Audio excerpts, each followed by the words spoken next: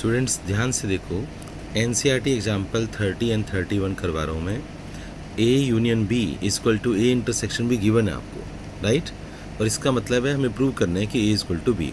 जब भी दो सेट्स इक्वल प्रूव करने हो ना, तो आप दोनों को ना एक दूसरे का सबसेट प्रूव कर दो। यानी अब मुझे ये प्रूव करना है कि ए बी का सबसेट है, बी ए का सबसेट है। कहानी ख़त्म, दोनों सेट इक्वल प्रूव हो जाएंगे। तो वेरी सिंपल, आप स्टार्टिंग कैसे करोगे? आप let x belongs to A, start कर दो आप, let x belongs to A, ठीक है। अगर x a से बिलोंग करता है बच्चों, तो क्या होगा? सोचो आप, अगर x a से बिलोंग करता है तो x a यूनियन b दोनों में है। बोलो बच्चों, अगर x a में है तो x a यूनियन b दोनों में होगा ना बच्चों? मेरी बात समझ गए ना? तो अब क्योंकि ए यूनियन बी कैसे बनता है भाई, एलिमेंट्स ए के भी लेते हैं, बी के भी लेते हैं, और कॉमन एलिमेंट्स रिपीट नहीं करते, हम एक बार लेते हैं। तो x बिलोंग्स टू ए का मतलब है x ए यूनियन बी दोनों में है, राइट।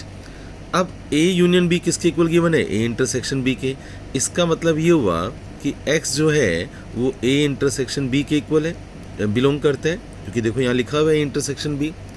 अब इसका मतलब क्या होगा बच्चों? x belongs to A and x belongs to B. भाई x ए में भी है, बी में भी है। तो अब ध्यान से देखो बच्चों कि इसका मतलब x belongs to B, right, implies x belongs to B.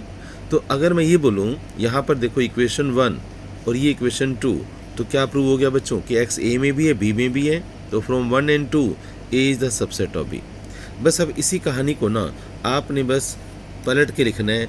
Answer तो आपको ही पता चल चुका है। नाउ लेट कर लो, क्या लेट कर लो कि लेट सेम कहानी बच्चों कि x belongs to B, same कहानी शुरू कर दो।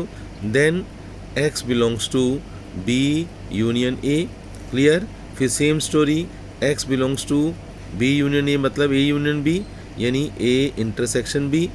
अब आप क्या लिखोगे कि x belongs to a and x belongs to b, right. इसका मतलब क्या हुआ कि b is the subset of a।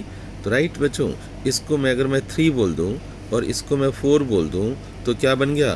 From 2, 3 and 4 क्या कंक्लूजन निकला कि a is equal to b, right बच्चों।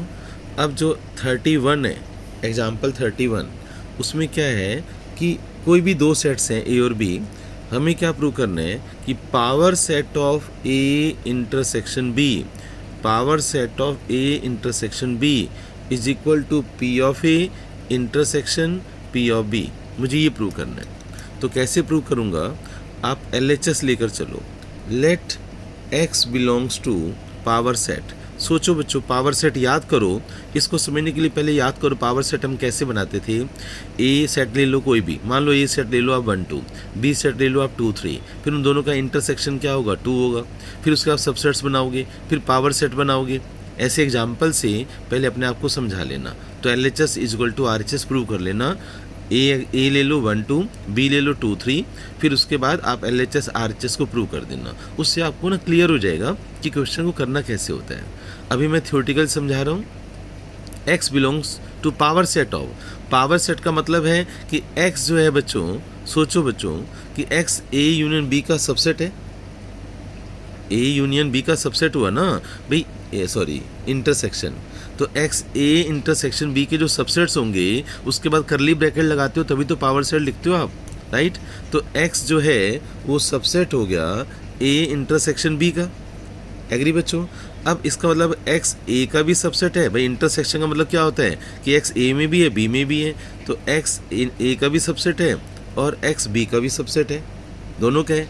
अगर x a का सबसेट है तो अगर मैं करली ब्रैकेट लगा दूं तो पावर सेट नहीं बन जाएगा। तो x belongs to power set of a and x belongs to power set of b। अब आप देखो बच्चों, x इससे भी बिलोंग करता है, इससे भी बिलोंग करता है।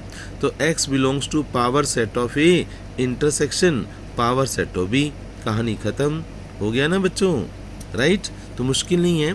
कोई भी क्वेश्चन आपको समझ में नहीं आता इस तरह का, तो आप अपने आप कोई एग्जाम्पल बना लो। एग्जाम्पल्स लेकर 1 2 3 2 3 4 कुछ भी ले लो, उससे पहले अपने आप को प्रूव करके दिखाओ।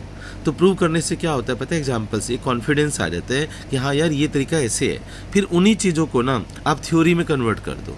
यस, थोड़ी सी मेहनत, थोड़ी सी ट्रिक्स, थोड़ा सा चोर मेथड, आंसर आ जाते।